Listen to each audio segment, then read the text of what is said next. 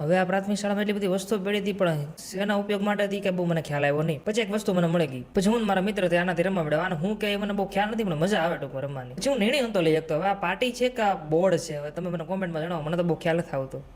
પછી તમે જાસુ તો જાડવું હતું, એટલે પછી મારા જાસુ તોડવા નીચે થઈ એટલે સાહેબની રજા લઈને મેં જો ફૂલ તોડવા મળ્યો. ફૂલ એટલા બધા તોડે તેની વાત જાજો, જો એટલો બધો ઢગલો કરી નાખ્યો, એટલા બધા ફૂલ તોડી નાખ્યા. સાહેબે બિસાકરા મનમાં વિચારતા છે, ન કીધું તો સારું હતું.